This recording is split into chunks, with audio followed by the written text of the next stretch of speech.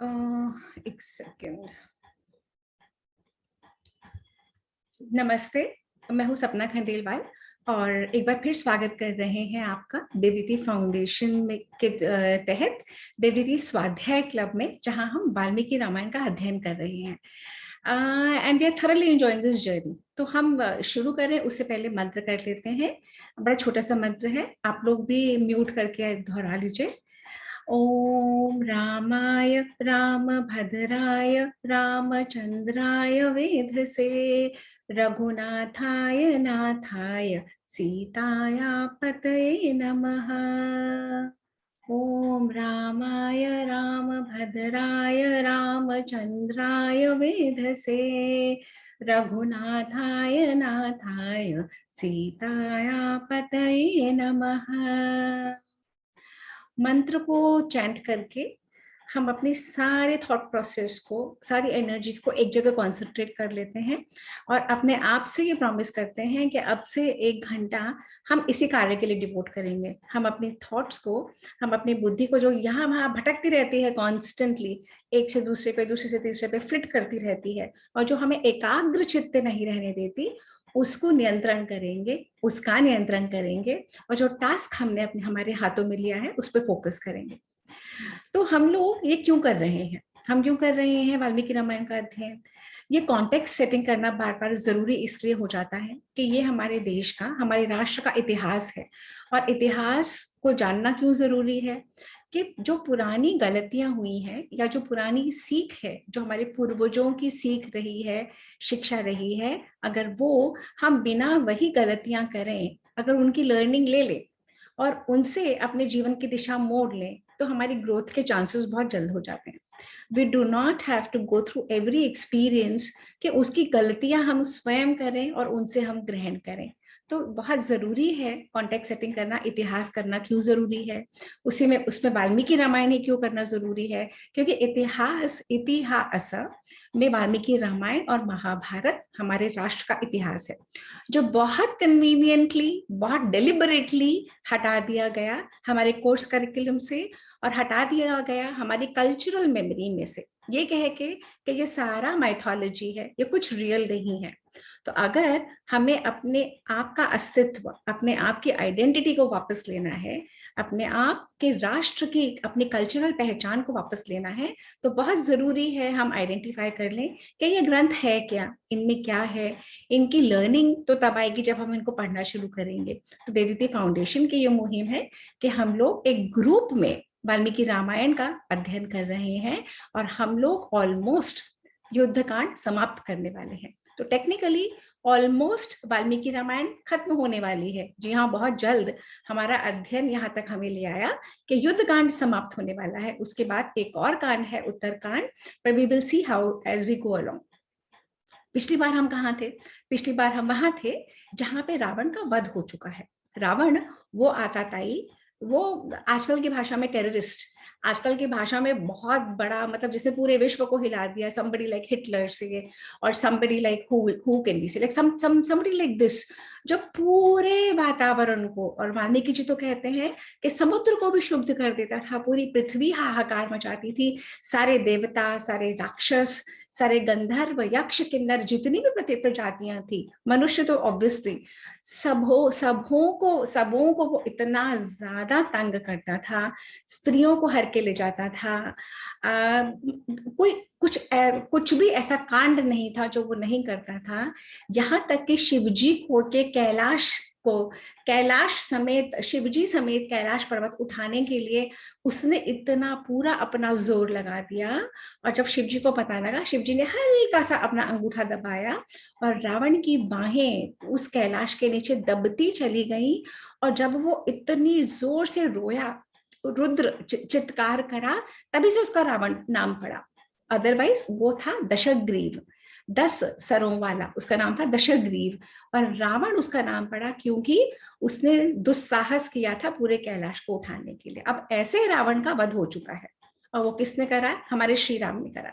और श्री राम को ये कार्य करने के लिए स्वयं आना पड़ा। श्री राम विष्णु का अवतार है, स्वयं आना पड़ा पृथ्वी की मुक्ति के लिए, पूरे सब प्रजातियों की मुक्ति के लिए।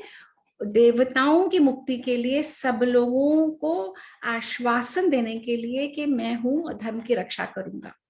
और अब हम जहाँ पे पहुंचे हैं, हमने पिछली बार देखा रावण का वध हो चुका है। उसका शरीर का एक भी हिस्सा ऐसा नहीं है जहाँ पे बाण ना लगे हुए हो, वो धाराशायी है पृथ्वी के ऊपर। और वो रावण जो इतना बलशाली था, इतना ज्यादा अहंकारी था, अभिमानी था, उसकी सारी स्त्रियां, ढेर राक्षसियां, उसके महल में राक्षसियां ही राक्षसियां भरी पड़ी हैं, सब आ जाती हैं युद्ध भूमि में, रणभूमि में, और रो रही होती हैं हाहाकार करते हुए। अब जहां पे हम आज, जहां से हम लेंगे, वो है 111वां सर्ग, 1111 सर्ग। और उसमें जो उसकी चीफ क्वीन है मंदोदरी, वो आती है स्वयं। मंदोदरी वहां पे आती है। मंदोदरी ने कोई पर्दा नहीं कर रखा होता है, ऐसे ही चलते हुए आती है और हाहाकार मचा देती है रणभूमि में, रावण से लिपट लिपट के कि मैं तुम्हें कहा था ये मात्र मनुष्य नहीं है, मैंने तुम्हें कहा था इनसे वैर मत लो, मैंने तुम्हें कहा था जिन्होंने जनस्थान में 14,000 राक्षसों को मिनटों में मार दिया अकेले, जिन्होंने सारे राक्षसों को मारते चले गए, जिनका एक दूत आया और उसने पूरी लंका को जला दिया, जिनका एक दूत ने हमारे नाकों तले चने चबा दिए, जिसने मेरे पुत्र इंद्रजीत का वध करा, जिसने न जाने कितने राक्षस सेनापति आपके मार डाले। और मैं कहती रही मत करो, आपने आप नहीं सुने, आपने नहीं माना। मैंने आपको कहा था कि ये जो सीता है ये आपकी मृत्यु का कारण है, ये जो सीता है इस पे आप ऐसे काम मोहित हो गए। ये जो सीता है ये क्या है, मेरे सामने तो कुछ भी नहीं है। मैं इतने कुलीन जाति की, मैं दानव की मैं पुत्री, इतने बड़े राक्षस की मैं दोहित्री, मुझे वो नाम याद नहीं आ रहा अभी, उसकी मैं दोहित्री, और वो सीता मात्र एक मिट्टी में से उपजी हुई एक कन्या। और फिर भी आप काम वश इतने ज्यादा काम में मोहित हो गए थे कि आपने एक भी मेरी नहीं सुनी। मैं आपको कहती रही, और आपको अहंकार, आपको दंभ, आपको अपने पौरुष का दंभ, आपको अपने बल और शक्ति का दंभ, पराक्रम का दंभ। और ये दंभ जब आप स्त्रियों को चुरा के लाते हो, और फिर आप दंभ करते हो जब आपने मनुष्य, यक्ष, राक्षस, किन्नर, कोई भी प्रजाति की स्त्रियों को नहीं छोड़ा, आप सब स्त्रियों को हर के ले आते थे, आप उनको चुरा के लाके और अपने महल में उनसे जबरदस्ती करते थे। और ना जाने आपने कितने अपहरण करे हैं, ना जाने आपने कितने बलात्कार करे हैं। मैं हर पल आपको रोकती रही, आप नहीं रुके, हाय हाय हाय करे चली जा रही है, अपने आप को कोस रही है, रावण को कोस रही है, रावण के भाग्य को कोस रही है, फिर अपने आप को समझाती है, फिर कहती है सीता ही आपके आपके मृत्यु का कारण बनना था। क्योंकि कुछ भी संसार में ऐसा तो नहीं है ना कि अकारण होता है, और मृत्यु भी किसी ना किसी कारण से ही आती है। आपकी मृत्यु साक्षात सीता ही बन के आई, तभी आप उसके काम में इतना मोहित हुए, तभी आप नहीं माने और नहीं सुने, आप पीछे लगे ही रहे। इस तरह से कर करके, बोल बोल के, चल चल के मंदोदरी हाहाकार करती है, रोती रहती है, कॉन्स्टेंटली रोते जा रही है, कोसते जा रही है। कहती है अभी तक तो मैं पटरानी थी और मैं आपके साथ सब सब जगह विहार करती थी, आप तो तीनों लोगों के राजा, सारे लोगों को आपने जीत लिया, देवता भी आपसे डरते थे, मैं आपके साथ विहार करती थी, और अब देखिए यही आपका शरीर में एक अंगुल भी जगह नहीं बची जहां पे कोई बाण नहीं छिदा है। सब जगह आपने धर्म की राह कभी पकड़ी नहीं, अधर्म को कभी छोड़ा नहीं, और अब मैं विधवा बन गई, अब वैधव्य मुझे मिल गया। अब श्री राम ये सब सुन रहे होते हैं, विभीषण वहां सुन रहा होता है। फिर मंदोदरी कहती है ये जो मेरा देवर है ना विभीषण, ये आपसे बहुत ज्यादा समझदार निकला, इसे समझ में आ गया था कि धर्म का रास्ता क्या है, अधर्म का रास्ता क्या है, और विभीषण ने सही वक्त पे, सही समय पे धर्म का रास्ता चूज कर लिया। और चूज करने से अब देखिए विभीषण कहाँ पहुंचा, और देखिए अब आप कहाँ पहुंचे हैं। ये सारी हाहाकार करती चली जा रही है। राम इशारा करते हैं विभीषण को, और राम कहते हैं कि विभीषण स्त्रियों को चुप कराओ, स्त्रियों को आश्वासन दो, सभी स्त्रियों को उनको शांत करो, और वो कार्य करो जो तुम्हें करना चाहिए। तुम्हें इस समय रावण के दाह संस्कार का प्रबंध करना चाहिए। तो विभीषण देखना चाहता है कि श्री राम के मन में क्या है और विभीषण समझ नहीं पाता, क्योंकि ये वही रावण है जिसको श्री राम ने अभी अभी मारा है। तो विभीषण कहता है, प्रभु आप मुझे कह तो रहे हो मैं रावण को का अंत्येष्टि करूं, पर मैं क्यों करूं? इससे बड़ा पापी, क्रूर, अत्याचारी, आताताई पूरे विश्व भर में नहीं हुआ। इसने कोई भी ऐसा दुष्कर्म है नहीं है जो नहीं करा। इसने सभी को इतना द्रवित करा, इतना तंग करा, इसने सभी लोगों की बद्दुआएं ली हैं, और आप मुझे कह रहे हो मैं इसका अंत्येष्टि करूं? मैं तो नहीं करूंगा। तो श्री राम एक बार तो प्रसन्न होते हैं विभीषण की बात सुन के, कि विभीषण को सारे पॉइंट्स एकदम क्लियर हैं उसके माइंड में। पर श्री राम उसको कहते हैं, ऐसा है कि वैर ना, जब तक कोई जीवित इंसान, मनुष्य, कोई प्राणी जब तक जीवित होता है ना, तब तक का ही वैर होता है। और उसके, मनुष्य के, प्राणी के मरने के बाद वो वैर वही समाप्त हो जाता है। दूसरी बात, ये जो रावण है ना, ये रावण बहुत पराक्रमी भी है। रावण ने जितने भी उसने गलत कार्य करे, परंतु कभी भी युद्ध से पीछे भागा नहीं, कभी भी आमना सामना करने में मृत्यु का इसको बिल्कुल भय नहीं था। अनाचार करता चला गया, सब गलत काम करता चला गया। एट द सेम टाइम इसमें बहुत जबरदस्त वैलर, स्ट्रेंथ और वो पर्पस, उनके अगर मुझे कुछ करना है तो वो करना ही है। तो मैं आपको ये कह रहा हूं कि मृत्यु के साथ वैर खत्म हो जाता है, और मैं आपको कह रहा हूं कि आपका धर्म क्या है? आप तो भाई हो, तो एक भाई का अपने भाई की मृत्यु पे क्या धर्म है, आपको वो करना चाहिए। और आपको इनकी अंत्येष्टि की पूरी प्रक्रिया इतने ढंग से करनी चाहिए जितने ढंग से कि एक राजा के उचित है, एक लंका के राजा, एक लंका के अधिपति के उचित है, वही आपको सब करना चाहिए। विभीषण समझ जाते हैं, विभीषण श्री राम का इशारा समझ जाते हैं, विभीषण समझ जाते हैं कि उनका क्या कर्तव्य है, और विभीषण लंका में प्रवेश करते हैं और रावण के शव को यहाँ से उठा के, और पूरे वहां पे वेदों की ध्वनि, वेदों की मंत्र ऋचाओं के साथ, सारे मंगल ध्वनियों के साथ विभीषण के शरीर को, ये रावण के शरीर को अंत्येष्टि के लिए तैयार किया जाता है। तो अगर हम यहाँ पे, अगर हम देखते हैं कि क्या क्या रिचुअल्स हुए थे, कि अग्निहोत्र विधि पूर्वक सारी लकड़ियां इकट्ठी की गई, अग्नियां, पुरोहित बुलाए गए, चंदन की, काष्ठ की लकड़ियां, अगर, चंदन, गंधयुक्त पदार्थ, मणि, मोती, सब चीजों को इकट्ठा किया गया, सब जगह से जल मंगवाया गया, जैसे कि बहुत बड़े राजा का दाह संस्कार होना चाहिए। तो माल्यवान नाम का मंत्री था, माल्यवान को इन्वॉल्व किया गया, और सारे बहुत जैसे वो जो शहनाई वगैरह जो भी वाद्य होते हैं, उन वाद्यों को बजा के बहुत मधुर संगीत किया गया, रेशमी वस्त्र उड़ाए गए रावण को, और सोने के दिव्य विमान में रावण के शरीर को रखा गया। वहां के जितने भी राक्षसों की प्रजाति में भी जो ब्राह्मण थे उनको बुलाया गया, उन पुरोहितों को द्वारा शिविका पे, कंधे पे उठाकर रावण की अर्थी दक्षिण दिशा में शमशान की तरफ ले जाई गई। यजुर्वेद का बखान करने वाले जो याजक होते हैं, जो पुरोहित होते हैं, जो चारण करते हैं, उनका त्रिविध अग्नियों के द्वारा उनको शमशान भूमि में ले जाया गया। जैसे आज भी हम लोग शमशान भूमि जाते हैं तो चिता को, एक चिता की तैयारी की जाती है, और एक स्थान पे डेड बॉडी को रखा जाता है, उसकी सब परिक्रमा करते हैं, उसके ऊपर सब चढ़ाते हैं जो चढ़ाना है, जो समधियों के यहाँ से जो कुछ आता है, शौले या जो भी कुछ आता है वो सब चढ़ाया जाता है। और बाकी जितने भी परिवार के जन है, जितने भी, क्योंकि रावण तो राजा था, जितने भी वहां की प्रजा थी, सबको जो चढ़ाना था, सबने अपनी लास्ट रिस्पेक्ट्स रावण को ऑफर करी। सारी स्त्रियां गईं, राक्षस प्रजाति की सारी स्त्रियां भी गईं शमशान भूमि में, और बिल्कुल वैदिक रिचुअल्स के अंतर्गत दाह संस्कार किया गया। और महामृत्युंजय, ये जो जितनी भी चंदन की लकड़ी, जितने भी, सब मैंने आपको डिस्क्राइब कर ही दिया। और विभीषण को कहा गया स्नान लेके आओ। विभीषण भीगे हुए वस्त्रों में आया, और भीगे हुए वस्त्रों में तिल, कुशा जल की जलांजलि दी, और सभी जब ये करके, और विभीषण ने दाग दिया।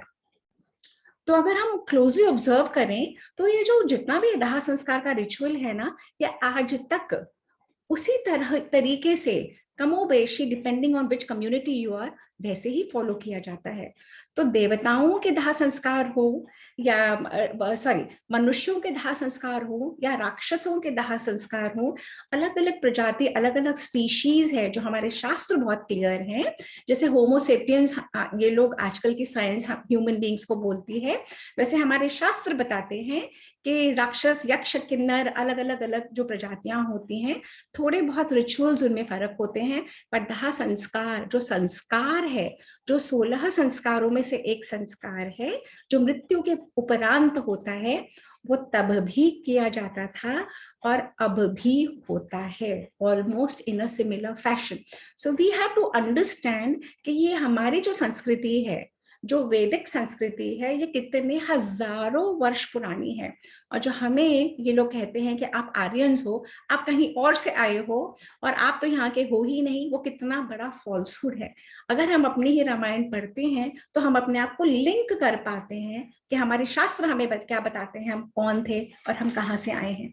तो इस तरीके से विभीषण अग्नि दे देता है, दाह संस्कार हो जाता है। अब विभीषण, जितनी भी वहां पे स्त्रियां हैं, सारे नगरवासी तो धीरे धीरे वापस जाने लग जाते हैं। रावण के महल में अनगिनत स्त्रियां हैं। जब हम रामायण पढ़ते हैं तब हमें रियलाइज होता है कि अनगिनत स्त्रियां, तो रावण सभी स्त्रियों को बहुत प्रेम से, बहुत प्यार से कहता है कि सब चलो, आपका स्थान महल के अंदर है। मतलब रावण ने, विभीषण ने किसी को त्यागा नहीं, विभीषण ने किसी को कहा नहीं कि अब रावण नहीं है, अब तुम लोग जाओ, तुम्हारा कोई रोल नहीं है। विभीषण सम्मान सहित सारी स्त्रियों को along with Mandodari, Mandodari obviously पटरानी है रावण की, सबको ससम्मान लेके गया। अब जब सबको ससम्मान लेके गया, अब यहाँ पे हो गया 111 चैप्टर, सर्ग खत्म। अब 112 सर्ग में अब हमने क्या देखा? हमने देखा कि रावण की मृत्यु हो गई, रावण का दाह संस्कार हो गया। अब श्री राम के सामने क्या कार्य है? श्री राम के सामने 2 कार्य मेजर रह गए हैं। जो उन्होंने प्रॉमिस किया था विभीषण को कि वो विभीषण को लंका का राजा बनाएंगे, और सेकेंड जिसके लिए ये सारा प्रोग्राम हुआ, सीता, सीता की वापसी। 2 कार्य रह गए। तो सबसे पहले लक्ष्मण, राम, विभीषण आया और विभीषण ने श्री राम को बताया कि मैंने रावण का दाह संस्कार कर दिया। तो श्री राम ने उनसे बोला, बहुत अच्छा किया, तुमने ढंग से किया, सारी बातें बताई गई। अब जैसे जैसे हम लोग नहीं करते कि कोई पार्टी होती है या कुछ होता है अपने घरों में, तो हम डिस्कस करते हैं ना, जैसे देव दीदी का कोई इवेंट होता है, हम सब इकट्ठे हो जाते हैं, हम डिस्कस करते हैं ना, ये बहुत अच्छा हुआ, वो बहुत अच्छा हुआ, ये ठीक नहीं हुआ, वो ठीक नहीं हुआ। सिमिलर एनालिसिस यहाँ पे राम बैठे हैं, वहां पे विभीषण आए, सारे लोग बैठे हैं, जिसमें हनुमान है और सभी लोग बैठे हैं, और सब डिस्कशन कर रहे हैं। अरे वो घनघोर वध हुआ है रावण का, तो इतने बड़े बड़े ब्रह्मास्त्र, दिव्यास्त्र, इंद्रास्त्र राम को लाने पड़े। और सब लोग डिस्कस क्या कर रहे हैं? डिस्कस करने में, रावण के वध में डिस्कस कर रहे हैं कि रावण का कितना भयंकर वध था, सुग्रीव कितना इंटेलिजेंट, सुग्रीव में कितनी पॉलिटिकल क्लेवरनेस है, कितनी अच्छी मैनेजमेंट थी आर्मीज की, कि सुग्रीव ने प्रॉपर आर्मी की मैनेजमेंट करके और श्री राम युद्ध जीत गए। सब डिस्कस कर रहे हैं कि हनुमान की बुद्धि, हनुमान की स्ट्रेंथ, हनुमान का पराक्रम तो है ही, पर हनुमान की बुद्धि सब डिस्कस कर रहे हैं कि लक्ष्मण कितना बड़ा अपने भाई का राइट हैंड, और अपने भाई श्री राम को कहाँ कहाँ कहाँ लक्ष्मण ने नहीं संभाला। सब लोग डिस्कस कर रहे हैं राम के बारे में कि राम कितना कुछ छोड़ के, कितना कुछ होते हुए इस पॉइंट पे यहाँ बैठे हैं। अपनी पत्नी के लिए युद्ध उन्होंने लड़ लिया, अब सीता को वापसी लाने का समय। सब डिस्कस कर रहे हैं सीता को, सीता के पातिव्रत्य को, कि सीता कितने कठिन माहौल में रही, रावण के अंडर रही, रावण रोज उसको प्रलोभन देता था, लालच देता था कि आज मैं यहाँ की रानी बना दूंगा, तुमको रिचेस से तोल दूंगा, तुम मेरी शैया पे चढ़ो, मैं तुम्हारे साथ समागम करना चाहता हूँ। और रावण सीता की सुंदरता पे मंत्रमुग्ध था, एंड इतना सारी राक्षसियां उस पर अत्याचार करती थी, इतना कुछ होता था, पर सीता अपने अडिग रही अपने राम की भक्ति में, राम के प्रेम में। तो ऐसे डिस्कशंस हो रहे थे वहां पे। अब डिस्कशंस समाप्त हुए तो राम ने, जो इंद्र का वहां पे रथ आया था, इंद्र भगवान ने रथ दिया था ना, पिछले सेशन में आप लोगों ने देखा था, तो इंद्र भगवान का रथ में मातली नाम का सारथी था।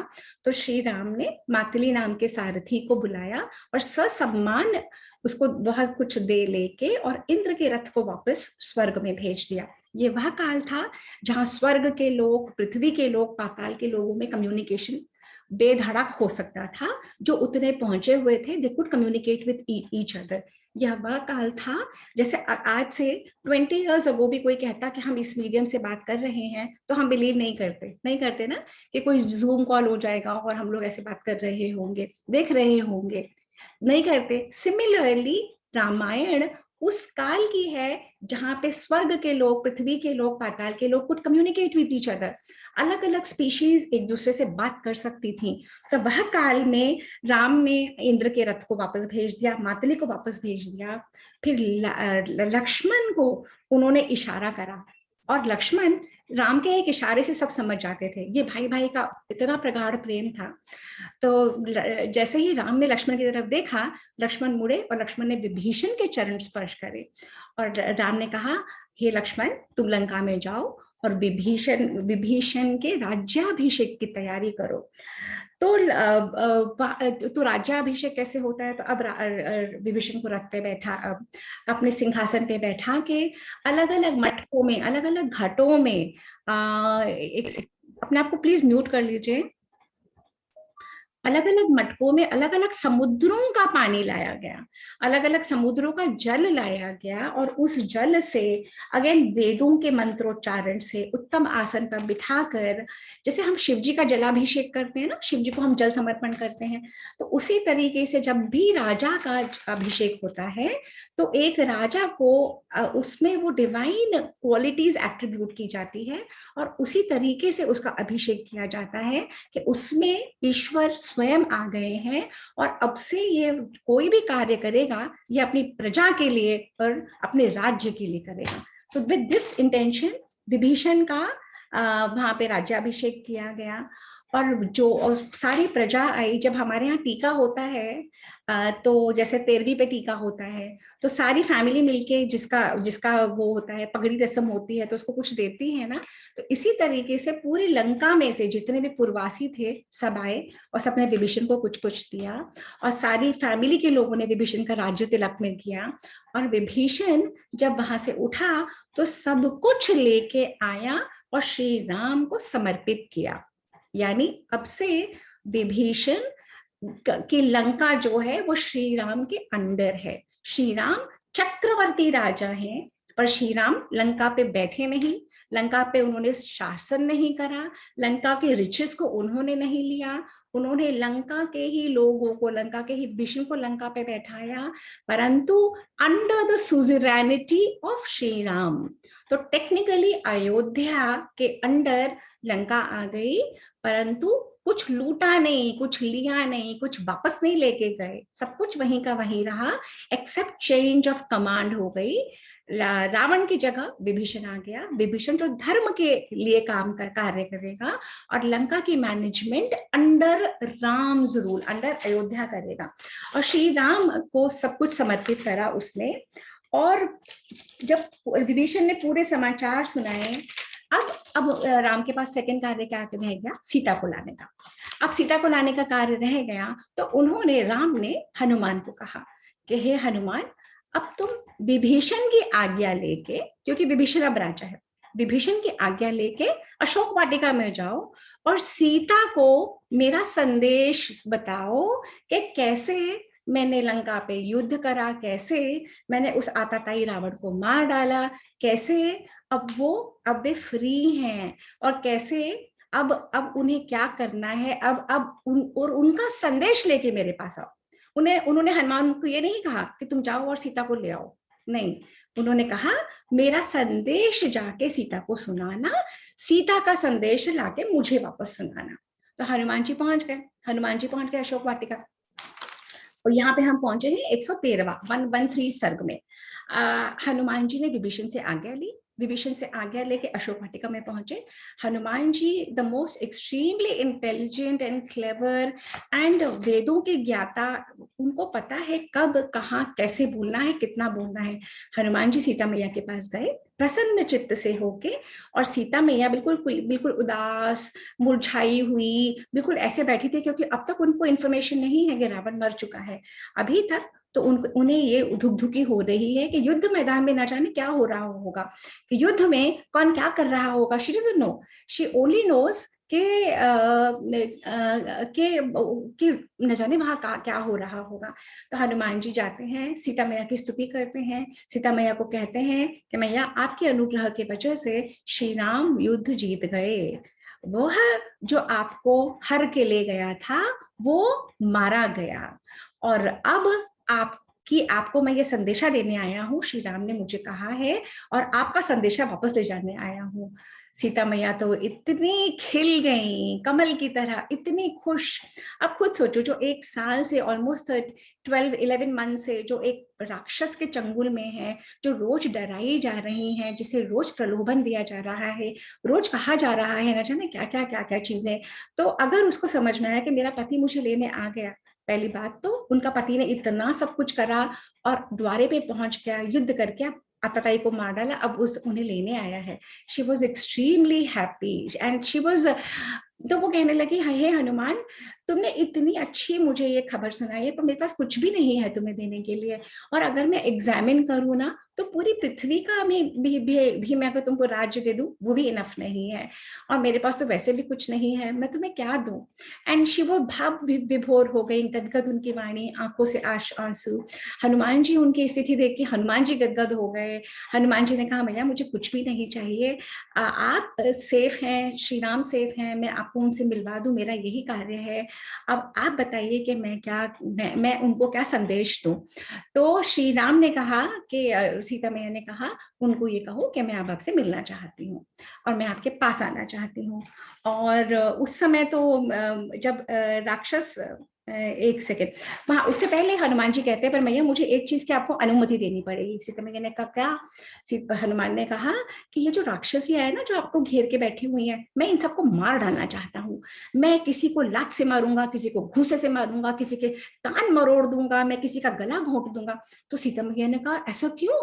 तो हनुमान जी कहते हैं, कितना इन्होंने आपको तंग करा है, सारा समय आपके आपके प्राण वो संकट में कर देती थी। तो सीता मैया ने कहा, हनुमान, ये रावण के पराधीन थी, ये रावण के कंट्रोल के अंडर थी, इनकी गलती नहीं है, ये जो भी गलती है ना, ये मेरी किस्मत का ही दोष है, मैं इनको क्या बोलूं। तो हनुमान ने कहा, नहीं, मैं तो नहीं मानूंगा, मैं तो इनको मारूंगा ही मारूंगा, मैं इनको कूट डालूंगा। और हनुमान जी ना अलग अलग विवरण देते हैं, मैं किसी को पीस दूंगा, मैं किसी को कूट के मारूंगा, मैं किसी को मुक्के से मारूंगा, किसी के घुटने तोड़ दूंगा, ऐसे ऐसे पूरे विवरण है कई सारे श्लोकों में। सीता मैया कहते हैं, हे हनुमान, ऐसे नहीं बोलते। हनुमान कहता है, नहीं मैया, मुझे मारना ही है, मारना ही है, मारना ही है। सीता मैया कहते हैं, नहीं नहीं नहीं मारना, इनका दोष नहीं है, ये रावण के पराधीन थी, रावण की वजह से। और तुम मुझे ये बताओ ना कि कोई भी दास अगर होता है, कोई भी किसी का नौकर होता है, तो जो मालिक कहते हैं वही तो करता है ना, इन राक्षसियों का कोई दोष नहीं है। और मैं सीता इन्हें क्षमा करती हूँ, क्योंकि मैं जानती हूँ कि अगर कुछ दोष है तो मेरी अपनी ही किस्मत का, मेरे अपने ही दैववश। तो सीता मैया इस तरह से रावण को, हनुमान को समझाती हैं। और सीता मैया कहती हैं कि देखो, गलती तो हो ही सकती है ना, ये जो पाप कर्म जो कोई करता है ना, वो अपने लिए खड्डा खुद खोदता है, तुम्हें उनको मारने की कोई जरूरत नहीं है। इन एनी केस सीता मैया कहती है, तो अब तुम जाओ, श्री राम को कहो कि मैं उनके पास वापस आना चाहती हूँ।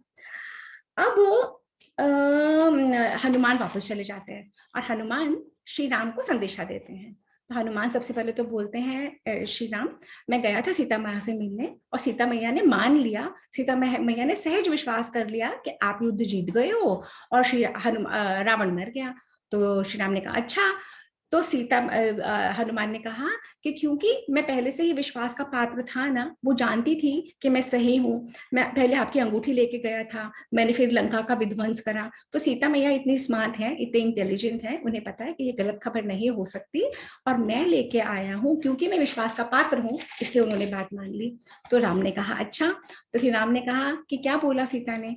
तो सीता ने हनुमान जी ने कहा, सीता मैया ने बोला है वो आपसे मिलना चाहती हैं, बहुत उद्वेग से मिलना चाहती हैं, बहुत प्रेम से मिलना चाहती हैं, वो आपको मिलने के लिए इतनी ज्यादा उत्सुक हैं कि उनसे अपने आप को नहीं संभाला जा रहा।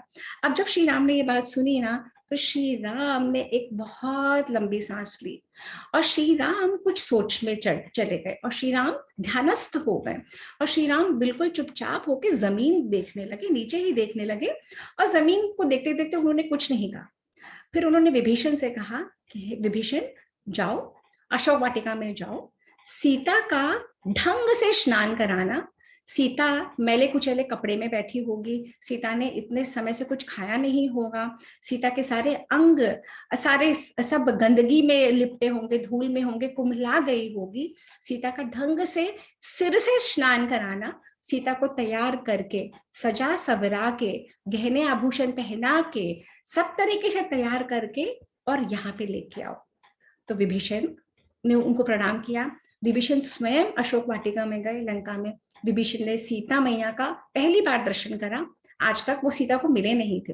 सीता मैया के दर्शन करा, सीता मैया का दर्शन करके उन्होंने कहा, हे माँ, आपको श्री राम ने मुझे आज्ञा दी है कि आपका स्नान करा के तैयार करा के लेके जाता है। सीता मैया ने कहा, मैं नहीं स्नान मान करूंगी, मुझे इतनी जल्दी है, मुझे अभी लेके चलो। विभीषण ने कहा, माँ ये बात गलत है, जब जैसी आज्ञा मिली है आपको वैसे ही फॉलो करना पड़ेगा। तो सीता मैया समझ गई कि जो आज्ञा है, जो राम का जैसा मन है मुझे वैसे करना है। तो सीता मैया के लिए सारी दासियां आई, सीता मैया का ढंग से स्नान हुआ, पूरा श्रृंगार हुआ, पूरे तरीके से उनको बैठा के, तो जो वाल्मीकि जी ने विवरण दिया है ना, लाल रंग की साड़ी उड़ा के और कुंदन के सोने के सारे जेवर पहना के, और इतना सुंदर तो वो थी ही, दिव्य उनका स्वरूप। और जब उनको तैयार किया गया और पूरी चूड़ामणि और पूरे जेवर और सब कुछ पहना के, निगाहें उन पे टिकती नहीं थी, तो एक शिविका में बिठा के, यानी पालकी में बिठा के और कहारों द्वारा, और उनको वहां पे रणभूमि में, युद्ध भूमि में के बाहर जहां श्री राम बैठे थे वहां ले जाया गया। अब आप इमेजिन करो, विजुअलाइज करो कि वो जो भूमि है वहां पे सैकड़ों वानर वहां पे इकट्ठे हुए में, और सारे लोग बैठे हुए, श्री राम बीच में है, अब वो चबूतरे पे बैठे हुए और सैकड़ों वानर वहां पे इकट्ठे हो गए, और सब वहां से आ रही है पालकी, पालकी में आ रही है हमारी सुंदर सी सजी संवरी सीता मैया, और पालकी पे दोनों तरफ से वो जो पर्दा होता है वो किया हुआ है, और सब वानर उचक उचक के देख रहे हैं कौन आया कौन आया। और विभीषण के सैनिक जो उस शिविका को, पालकी को लेके आ रहे हैं, अब तो वो वहां पे खड़े हो गए। तो श्री राम ने कहा, इतनी दूर क्यों खड़े हो, सीता को यहाँ लाओ। तो जब वो पालकी को पास ले जाने लगे, वानर हटे ही नहीं, तो सारे जितने भी सिपाही थे सबने अपनी छड़ी जोर जोर से घुमानी शुरू कर दी वानरों को हटाने के लिए इधर उधर। और श्री राम क्रोधित, श्री राम इतने क्रोध में आ गए, वाल्मीकि जी कहते हैं, तो वाल्मीकि जी कहते हैं, श्री राम ने विभीषण को कहा, जी तुम क्या कर रहे हो, ये इन्हीं वानरों की वजह से तो सीता बच पाई है, इन्हीं वानरों की हेल्प की वजह से तो मैं युद्ध को जीत पाया हूं, तुम इन्हीं को मार रहे हो, तुमने ये हिम्मत कैसे करी। और विभीषण बेचारा चुप। तब विभीषण कहे कि मैं लाऊं कैसे पालकी आप तक। तो उसने कहा, श्री राम ने कहा, सीता को पालकी में लाने की क्या जरूरत है, पैदल ही क्यों नहीं तुम लेके आए। तो विभीषण चुप। विभीषण कैसे किसी रानी को, किसी स्त्री को, श्री राम की पत्नी को ऐसे पैदल ले आते। तो विभीषण ने कुछ नहीं कहा। तो श्री राम ने कहा, तो विभीषण ने कहा, प्रभु मैं कैसे ऐसे ले आता उनको बिना पर्दे के, सबके देखते हुए। श्री राम ने कहा, पर्दे की क्या बात है, इसमें पर्दा कौन सा है, स्त्रियों का पर्दा उनका सदाचार होता है, स्त्रियों का पर्दा पति का, उसके ऊपर वर्ड क्या यूज कर रहा है मैं भूल गई, पति का सत्कार और नारी का सदाचार, यही स्त्री का पर्दा होता है। और स्पेशल सर्कमस्टांसेस में स्त्री को पर्दा करने की कोई जरूरत नहीं है। वो सर्कमस्टांसेस कौन से हैं, युद्ध के, स्वयंवर के, विवाह के, या जो कोई ऐसे जब मानसिक और फिजिकल ताड़ना में स्त्री होती है, उसको पर्दा करने की कोई जरूरत नहीं है। श्री राम ने कहा, क्यों नहीं लेके आए, तुम क्यों उसमें ला रहे हो, पालकी में, तुम पालकी में ला रहे हो लोगों को हटाने के लिए, सबको मारोगे, तुम मेरे वानरों को मार रहे हो जिनकी वजह से मैं युद्ध जीता हूं। और श्री राम क्रोधित, और विभीषण को कुछ समझ में नहीं आए, उधर सीता को कुछ समझ में नहीं आए। अल्टीमेटली सीता को वहां उतरना पड़ा और सीता को पैदल आना पड़ा। जब सीता जी पैदल आ रही थी, सारे वानरों ने अपने आप जगह दे दी और सीता जी लाज में, मतलब Sita ji didn't know what to do, because सारी निगाहें उनके ऊपर, इतने हजारों लाखों वानर, इतने सारे लोग सब उनको देख रहे हैं। सीता जी संकोच से अपनी बॉडी लैंग्वेज उन्होंने एकदम सकोड़ ली और फिर भी नहीं समझ में आया। और सीता जी को समझ में गया, और राम क्रोध में, और यहाँ पे राम क्रोध में, और यहाँ पे सीता ऐसे आ रही है और किसी को समझ में नहीं आ रहा ये हो क्या रहा। जिसके लिए पूरा युद्ध लड़ा गया, जिसके लिए श्री राम ने सब कुछ करा, और वो सीता जब ऐसे आ रही है और राम कुछ नहीं कर रहे, उनकी पत्नी आ रही है ऐसे, वो कह रहे पैदल लेके आओ। अब सीता वहां पे आके खड़ी हो गई, सीता अब आके यहाँ पे खड़ी है। श्री राम की ना बॉडी लैंग्वेज से लग रहा था कि कुछ तो गड़बड़ है। श्री राम कुछ समझ में नहीं आ रहा था ये हो क्या रहा है। पर श्री राम जो एक सौम्य स्वरूप था, जो श्री राम अपनी पत्नी के प्रेम में हमेशा रहते थे, जो श्री राम इतना ज्यादा सीता, हाय सीता, हे सीता, हे सीता, पूरे के पूरे अरण्य कांड में जब से सीता गई तब से सीता को उन्होंने इतनी प्लानिंग करी, इतना बड़ा सेतु बनाया, इतने राक्षसों को मारा, इतना सब करा। और जब उनकी पत्नी आ रही है, पर राम की बॉडी लैंग्वेज में चेंज था, श्री राम की बॉडी लैंग्वेज में वो जो सौम्यता थी वो नहीं थी। समझ तो गए कि कुछ गड़बड़ है। अब गड़बड़ क्या थी? अब हम पहुंचे हैं 115 सर्ग में। 115वां सर्ग जो कह रहा है कि श्री राम कह रहे हैं सीता को कि तुम आ तो गई हो, मैंने तुम्हें बचा लिया। मैंने जो अपने ऊपर कलंक लगा था कि मेरी पत्नी को कोई हर के ले गया, वो मैंने अपने पौरुष से खत्म करा। मैंने अपने मित्रों की सहायता ली और तुम्हें बचवाया। मैंने सब कुछ करा है कि तुम पे, इक्ष्वाकु वंश पे, मेरे रघुकुल वंश पे कोई आंच नहीं आए कि हमारे घर की स्त्री को कोई हर के ले गया और मैं बचा नहीं पाया। मैंने सब कुछ कर लिया। परंतु सीता, तुम्हें भी समझना होगा कि तुम पूरे इतने लंबे काल तक राक्षस के चंगुल में थी। तुम इतने लंबे समय तक राक्षस के पास थी। न जाने उस राक्षस ने तुम्हारे साथ क्या क्या किया होगा, न जाने तुम्हारे मन में क्या क्या आया होगा और तुमने वो होने दिया होगा। ये राम कह रहे हैं, जिस पत्नी को इतना प्रेम करते हैं, जिस पत्नी को वो हमेशा कहते रहे कि तुम अगर हो तो मुझे स्वर्ग भी नहीं चाहिए। ये राम कह रहे हैं, ऐसे ऐसे एक्चुअली बाण मार रहे हैं उस समय सीता को। अब तुम मुक्त हो गई हो ना, अब मैं तुम्हें मुक्त करता हूं। ये 10 दिशाएं खाली हैं, तुम्हें जहां जाना है तुम जाओ। तुम भरत के राज्य में जाना चाहती हो, तुम वहां जाओ। तुम लक्ष्मण के राज्य में रहना चाहती हो, शत्रुघ्न के वहां रह सकती हो। तुम विभीषण के राज्य में यहीं रहना चाहती हो, तुम मुक्त हो। तुम सुग्रीव के यहाँ जाना चाहती हो, तुम यहाँ रहो। क्योंकि जब वो राक्षस तुम्हें उठा के ले गया, उसने तुम्हारे बदन का स्पर्श करा, और इतने समय में तुम इतनी सुंदर हो, तुम्हारा इतना मनोहर रूप है, मैं मान ही नहीं सकता कि उस राक्षस ने तुम्हें नहीं छुआ। और सीता को समझ नहीं आ रहा, वो ऊपर देखे नीचे देखे, हजारों लाखों लोगों के बीच में श्री राम उन पे ऐसे बाणों का प्रहार कर रहे हैं। Sita, just imagine, just visualize, यहाँ पे श्री राम है, वहां पे सीता सजी सबरी सुंदर सी, नीचे पलके आंखों में आंसू रोए चले जा रही है। अपमान पे अपमान पे अपमान हो रहा है उनका, जिसपे उनका कोई नियंत्रण नहीं है, जिस स्थिति पे उनका कोई बस ही नहीं था। उसके बावजूद वो कुछ नहीं कर पा रही हैं, बोल रही हैं। हनुमान, वो श्री राम कहते हैं, मेरे सब मित्रों की जान मैंने मुसीबत में डाली, हनुमान की जान मैंने मुसीबत में डलवाई, मेरे भाई की जान मैंने मुसीबत में डलवाई, और अब मैंने वंश का धब्बा धो लिया, और तुम्हारे चरित्र पर संदेह बना हुआ है। अब तुम चली जाओ। अब ये एक सेकेंड, ये सब मैं कर चुकी हूँ, गिव मी अ सेकेंड। हाँ, अब आते हैं हम 116 सर्ग के ऊपर। सीता सुन रही है, सीता कुछ नहीं बोल रही। सीता समझ गई है कि राम बहुत रूखे और बहुत कठोर हो रहे हैं। तो हमारी सीता कोई ये जो दबी ढकी मैली कुचली सीता नहीं है, ये स्वाभिमानी सीता है। ये वह सीता है जो जगजननी है, जो दुर्गा का रूप है, जो माँ शक्ति है। कहती है, हेलो, ये तुम क्या बोल रहे हो? ये आपको किसने अधिकार दिया? ऐसे ओछे पुरुष बात करते हैं। ओछे पुरुष, निम्न श्रेणी के पुरुष, निम्न श्रेणी की स्त्रियों को जो नहीं कहने योग्य बात होती है वो कहते हैं, और आप बिल्कुल वही कर रहे हैं। आप इस समय रोष, एंगर में हैं, आपको खुद अपना नहीं समझ में आ रहा क्या आप कह क्या रहे हैं। आप क्या, आपको पता है आप क्या कह रहे हैं। वनवास के समय एक सेकंड,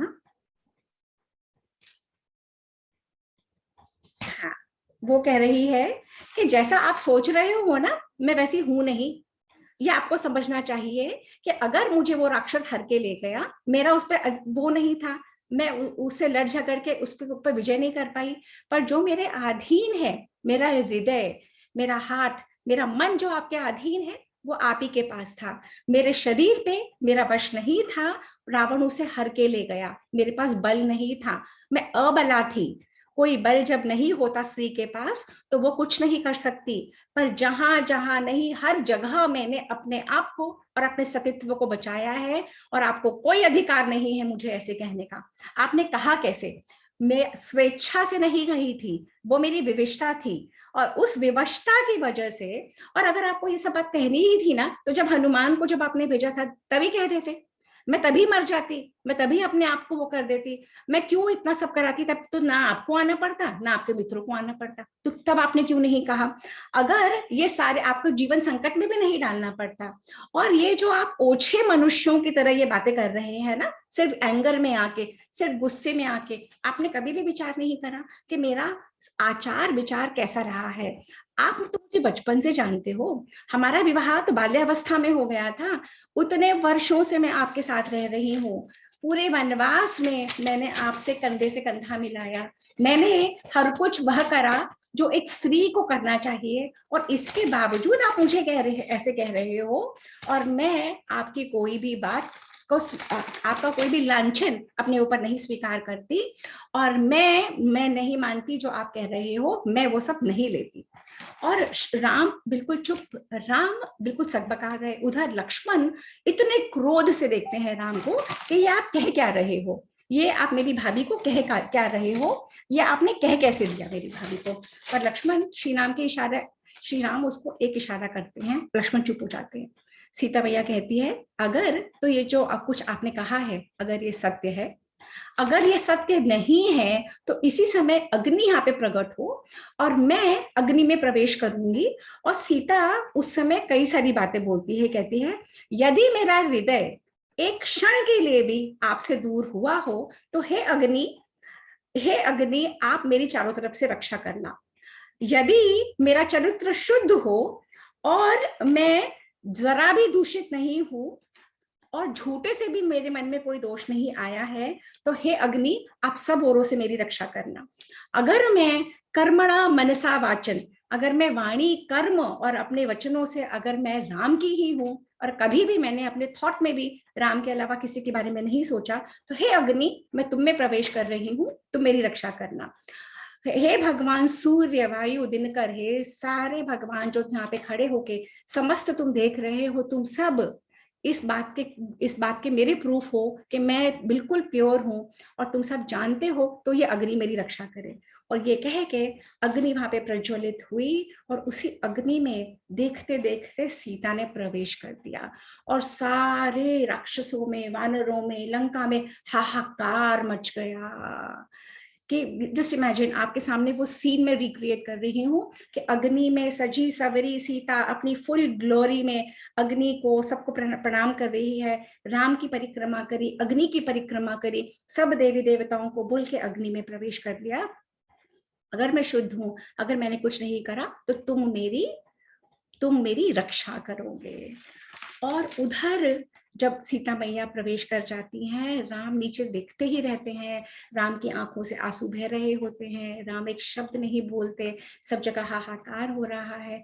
ऊपर ऊपर सारे देवी देवता, ब्रह्मा जी, शंकर जी, सारे अपने अपने रथों में, अपने अपने वाहनों पे खड़े हैं। और वे ब्रह्मा स्वयं इंद्र आते हैं पृथ्वी के ऊपर और कहते हैं, राम तुम कर क्या रहे हो, आप वो राम को बताते हैं कि आप कौन हो, तो बहुत सुंदर एक स्तवन है, एक स्तुति है जो सारे देवता मिलके और ब्रह्मा जी करते हैं, और ब्रह्मा जी राम को बताते हैं कि ये आपने क्या किया।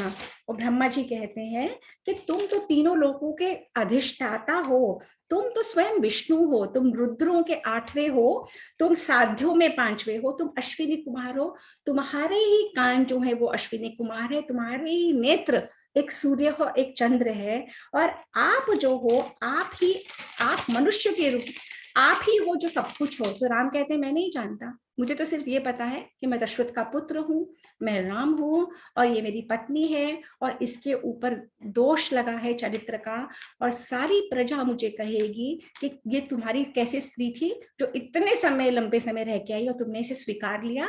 मुझे तो यही पता है, मैं नहीं मानता कि मैं विष्णु हूँ। तब ब्रह्मा जी आगे कहते हैं, हे प्रभु, मैं तुम्हें बता रहा हूँ तुम कौन हो। तुम ही हो चक्र धारण करने वाले नारायण, तुम ही हो एक दाढ़ वाले वराह देवता, और तुम ही हो वामन अवतार, और तुम ही हो श्री हरि, और तुम ही हो ऋषिकेश और अंतर्यामी, जो हम सब में है पुरुष है वो तुम ही हो, और तुम ही हो जो देवों के इंद्र के ऋषिकेश तुम हो। अब बहुत सुंदर सुंदर श्लोक बोलते हैं, और आपको ही आपका पता है, और आप ही अपने आप को जानते हो, हमें किसी को नहीं पता। आप ही नारायण हो, आप ही विष्णु हो, आप ही पुरुष हो, और आप ही हो, आप ही ने अवतार लिया है यहाँ पे रावण का वध करने के लिए, और रावण का वध कर रहे हो। और आपकी जो ये पत्नी है, यही लक्ष्मी है, यही भूमि से उपजी है, और ये और इनका और आपका मिलन सदियों का है, हमेशा रहेगा। और आप अपने दिव्य रूप का एहसास करिए, और अब आपका कार्य रावण का वध खत्म हो गया, और अब आपको अपने धाम वापस चलना है। तो श्री राम में एक जागृति आती है, और उधर अग्नि में से स्वयं अग्निदेव मूर्तिमान होकर निकलते हैं। सीता को उन्होंने ऐसे गोद में उठाया होता है, और सीता मैया को वो खड़ा करते हैं, और राम को कहते हैं कि हे राम, मैं तुम्हें बता रहा हूँ, मैं तुम्हें आज्ञा दे रहा हूँ कि ये जो तुम्हारी पत्नी है, ये साक्षात लक्ष्मी है, आप विष्णु हो, इन्होंने कुछ भी नहीं करा है, ये बिल्कुल प्योर है, और मेरी आज्ञा से आपको इन्हें ग्रहण करना पड़ेगा। और श्री राम समझ जाते हैं, उन प्रसन्न होकर उनकी आंखों से अश्रु आते हैं। श्री राम कहते हैं, मैं पहले से ही जानता था कि ये मेरी पत्नी है, ये वैसी है जैसे सूर्य से रोशनी कभी अलग नहीं होती, जैसे बहुत फेमस पर्सन से उसकी फेम अलग नहीं होती, जैसे चंद्रमा से रोशनी उसकी कीर्ति अलग नहीं होती, ये वैसी ही है मेरे लिए। ये मुझसे अलग नहीं, मैं इससे अलग नहीं, परंतु एक राजा का धर्म जो था, वो राजधर्म को फॉलो करने के लिए ये सारा मैंने रचा, और सीता को मैंने अग्नि में प्रवेश होने दिया, क्योंकि न जाने कितने लोगों के मनों में ये बात आएगी कि मैंने काम के वश में, इतनी सुंदर मेरी स्त्री काम के द्वारा मोहित होके, जैसे मेरे पिता ने कई के काम वश में सब कुछ अनुचित होने दिया, वैसे राम ने काम वश में सीता को वापस ले लिया, जबकि सीता न जाने क्या क्या करके आई थी। मैं ये प्रूव करना चाहता था, सभी के सामने ये बात रखना चाहता था। स्वयं सीता ने कहा कि वो अग्नि परीक्षा देगी, मैंने नहीं कहा। सीता ने कहा अग्नि परीक्षा देगी, सीता स्वयं उसमें अग्नि में प्रवेश हुई, मैंने रोका नहीं, क्योंकि ये सारा मैं होने देना चाहता था, जिससे कि पृथ्वी के कालों के काल तक सीता की गरिमा बनी रहे, इक्ष्वाकु वंश का, राम का, सबका रहे, क्योंकि जो राजा करता है वो प्रजा पूरी करती चली जाती है। तो जो हम एग्जाम्पल सेट करेंगे वो होता चला जाएगा, तो ये बहुत जरूरी था होना। तो सबको समझ में आता है कि कुछ तो लोग कहेंगे, लोगों का काम है कहना, तो वो सबसे बचने के लिए श्री राम ने ये सारा होने दिया। और उसके बाद तीनों सबके मनों में विश्वास, और फिर वहां पे आते हैं शिव जी। शिव जी आते हैं और शिव जी बताते हैं श्री राम को वापस के, तुम कौन हो, तुम अपने आप को जानो, अपने आप को समझो। और शिव जी कहते हैं कि देखो, अब तुमने रावण का वध कर दिया, अब तुम वापस अपने राज्य में जाओ, अच्छे से राज्य करो, भरत तुम्हारा वेट कर रहा है, राज्य करो, अपने कुल का वंश बढ़ाओ, और अब उसके बाद तुमको वापस अपने धाम जाना है। शिव जी वापस बोल के जाते हैं, और शिव जी कहते हैं कि वो देखो कौन आया है। तो जब राम और लक्ष्मण ऊपर देखते हैं तो दशरथ महाराज स्वयं एक रथ पे बैठ के आ रहे होते हैं। मैं फिर फिर दोहरा रही हूँ, यह वह काल है जहाँ पे स्वर्ग के लोग, पृथ्वी के लोग, यहाँ के लोग आपस में कम्युनिकेट करते हैं जैसे आप और हम अभी कम्युनिकेट कर रहे हैं। आज से 20 साल पहले कोई कहता तो सब कहते बेवकूफ, बुद्धू, ऐसे कौन कर सकता है। तो थोड़ी कि एक लैपटॉप खोला, यहाँ से कोई बोल रहा है, वहां से कोई बोल रहा है और हम देख रहे हैं, हम कर रहे हैं ना, हमारे पास ये मीडियम है। वैसे उस समय के पहुंचे हुए लोगों के पास कम्युनिकेशन के मीडियम थे, अलग अलग प्रजातियां, अलग अलग इंटरगैलेक्टिक ट्रैवल था, अलग अलग स्पेस से अलग अलग लोग कम्युनिकेट करते थे। तो दशरथ महाराज वहां पे रथ पे हैं, दशरथ महाराज खुश हो रहे हैं कि उनके पुत्र ने इतना बड़ा कार्य करा है।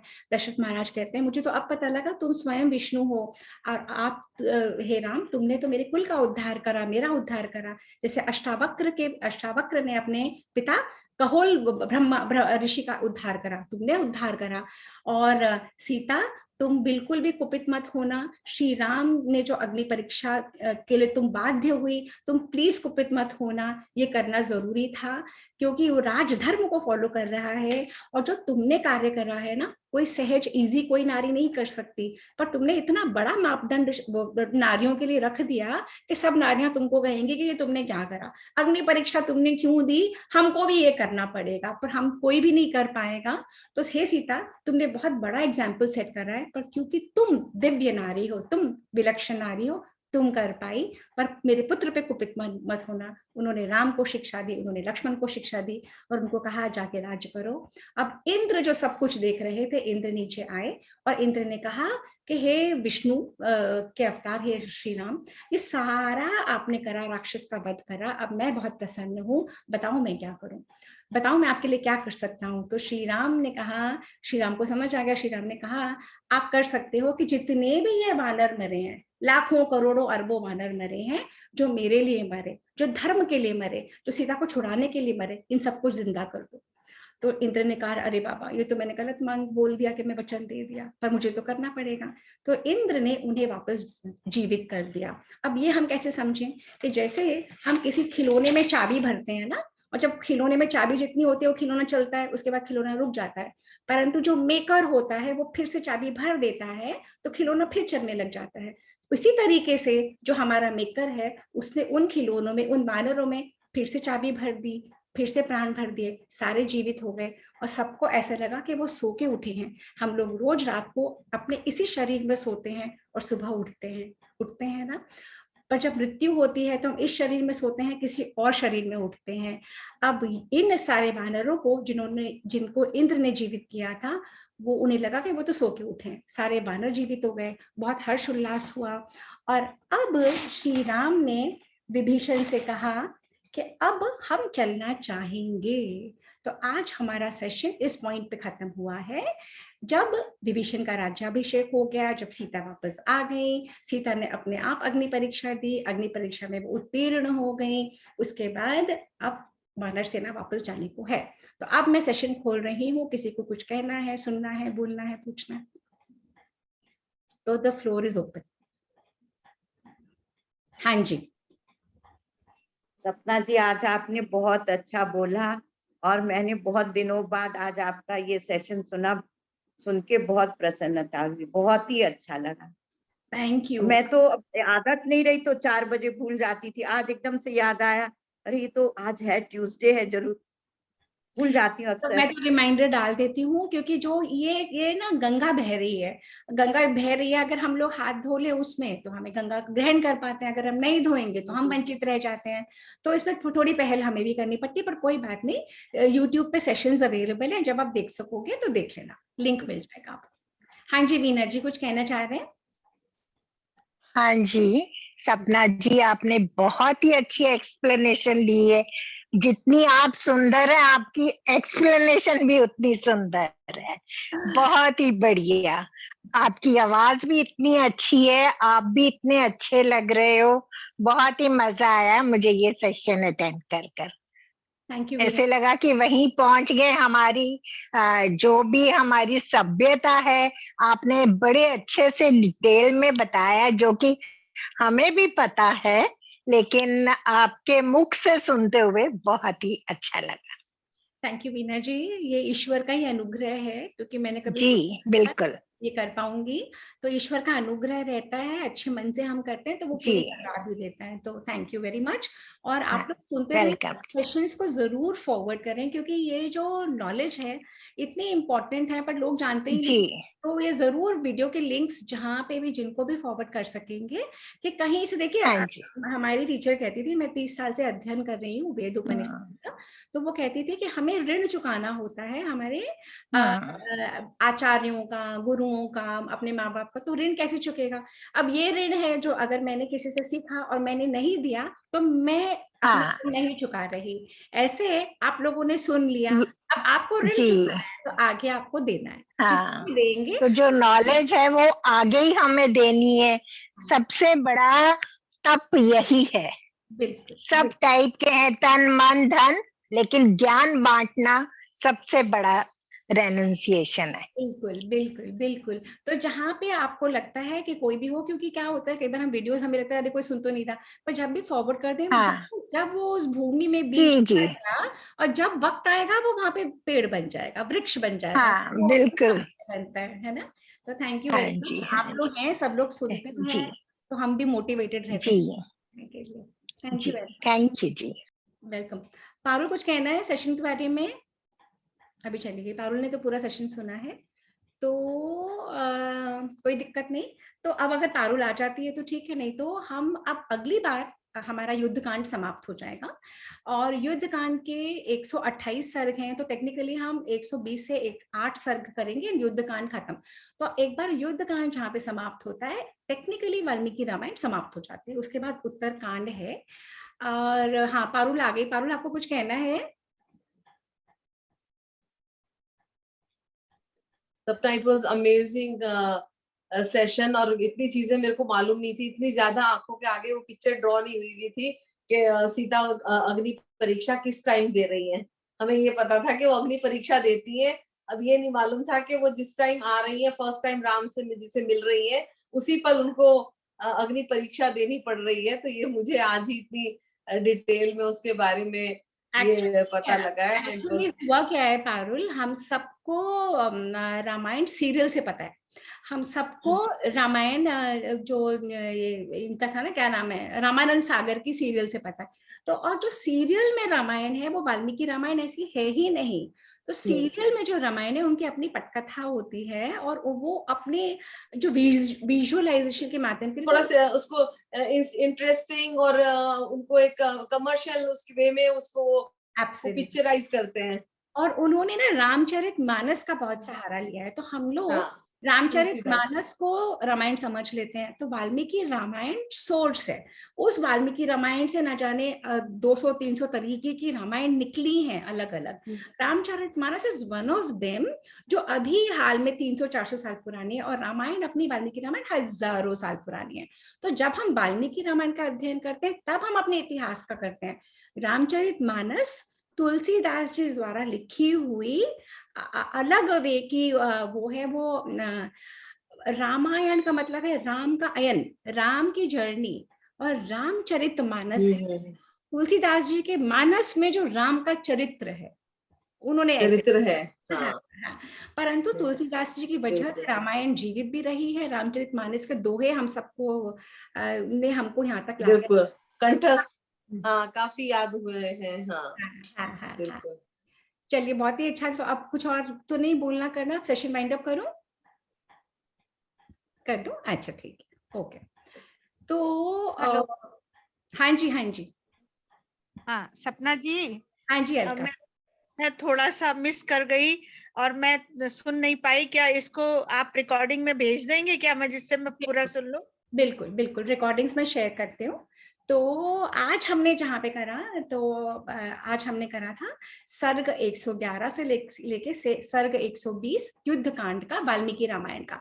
हम जिस पुस्तक को फॉलो कर रहे हैं वो है वाल्मीकि रामायण गीता प्रेस गोरखपुर का ट्रांसलेशन। हम ये कर रहे हैं। ऐसे दो हैं। हम सेकंड खत्म कर चुके हैं, हम युद्ध कांड की समाप्ति पे हैं। तो बहुत सुंदर जर्नी रही है देवदीदी फाउंडेशन की।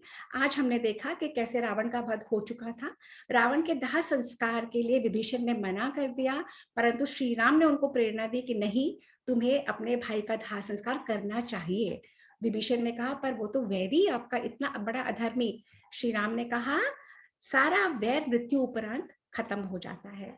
फिर श्री राम कैसे ने सीता को कैसे बुलवाया, श्री राम ने कैसे उनको गलत वचन कहे, श्री राम कैसे सीता प्रेरित हुई अग्नि परीक्षा देने के लिए, स्वयं किस तरह से अग्नि प्रज्वलित हुई, कैसे सीता ने अग्नि में प्रवेश करा, कैसे सीता ने कहा कि अगर मैं तन मन धन से सब तरह से श्री राम की ही हूँ तो हे अग्नि मेरा बाल भी बांका ना हो।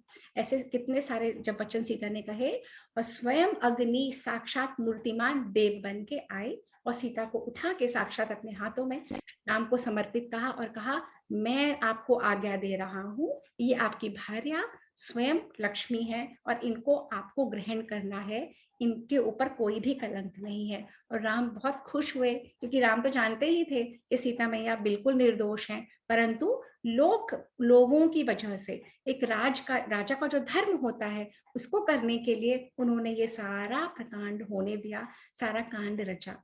तो सीता मैया, और अब हम इस पॉइंट पे हैं कि विभीषण का राज्याभिषेक हो चुका है, सीता के साथ श्री राम वापस चलने को हैं, तो अगली बार युद्धकांड समाप्त हो जाएगा। 120 से 8 सर्ग बचे हैं, हम वह करेंगे। और देवदीदी फाउंडेशन की इस मुहिम में जुड़ने के लिए ये जो कार्य देवदीदी फाउंडेशन कर रही है ये बहुत बड़ा कार्य है, क्योंकि लोग रामायण और महाभारत को माइथोलॉजी समझ लेते हैं, ओल्ड फैशन आउटडेटेड सुपरस्टिशियस समझ लेते हैं, क्योंकि यही हमारे भेजों में घुसाया गया है। ये मैकॉले की बहुत सोची समझी हुई रणनीति थी कि हिंदुस्तानियों को उन्हीं की धरोहर से अलग कर दो, उनको उन्हीं की शक्तियों का स्मरण ना रहे। तो जब हम अपने आप को भूल जाते हैं तो जो कुछ अंग्रेज हम में भरना चाहते थे, ब्राउन इंग्लिशमैन बनाना चाहते थे, वो हम बन गए। हमें अपनी रामायण नहीं पता, हमें अपनी महाभारत नहीं पता, हमें अपने धर्म ग्रंथ नहीं पता और हम उन्हें पढ़ने की चेष्टा भी नहीं करते। तो देवदीदी फाउंडेशन की ये जो मुहिम है, आजादी के 75वें साल में हम प्रवेश कर चुके हैं और ये बहुत बड़ी मुहिम है जिससे सब लोग जुड़े और अपने ही देश की सभ्यता और संस्कृति को आगे ले जाएं। तो इन्हीं के साथ मैं आप सबका धन्यवाद करती हूँ कि आप लोग सेशन में आए। ये सेशन भी हम YouTube पे डाल देंगे, परंतु जो लाइव सेशन की एनर्जी होती है ना, YouTube के किसी भी लिंक के बराबर नहीं होती। पर कुछ नहीं सुनने से कुछ सुन लेना बेटर है। और आप लोगों से भी आह्वान है कि आप लोग भी जुड़े और आप लोग सबसे पहले अपने घरों में ये ग्रंथ मंगवाएं, रखें। जब हमारे ही पास नहीं होंगे, हमारे बच्चे क्या जानेंगे कौन सी रामायण, सिर्फ टीवी के सीरियल्स को वो लोग रामायण समझते हैं। बहुत जरूरी है अपने घरों में ग्रंथ होना और बहुत रीजनेबल रेट्स में गीता प्रेस गोरखपुर ने ये बहुत दिव्य काम किया हुआ है, तो ये मंगवाइए। और ये समाप्त होते से ही हम पूरी महाभारत का अध्ययन करेंगे। आप लोगों से आह्वान करती हूँ, उसमें जुड़िएगा and you will get a fascinating history into who you are. हम कौन है, भारत क्या देश है, हमारी क्या धरोहर है। हम पूरे विश्व के विश्व गुरु ऐसे ही नहीं थे, कुछ तो था हम में, वही कुछ को हमें वापस जगाना है और हम हैं ही विश्व गुरु। इन्हीं शब्दों के साथ मैं आज समाप्त करती हूँ एंड वापस आपका धन्यवाद करती हूँ और देवदीदी फाउंडेशन का, और आप लोग सब इस मुहिम से जुड़े। Thank you very much. मैं थैंक यू सो मच। मंत्र के साथ एंड कर रही हूँ। ओम रामाय रामभद्राय रामचंद्राय वेधसे रघुनाथाय नाथाय सीताया पतये नमः। ओम रामाय रामभद्राय रामचंद्राय वेधसे रघुनाथाय नाथाय सीताया पतये नमः। और हम लोग सैटरडेज को बच्चों के लिए वाल्मीकि रामायण करते हैं, अद्भुत सेशंस होते हैं, उन्हें हम अलग अलग स्लाइड्स के थ्रू करते हैं, तो जरूर जुड़िएगा उनसे। हरि ओम एवरीवन, थैंक यू।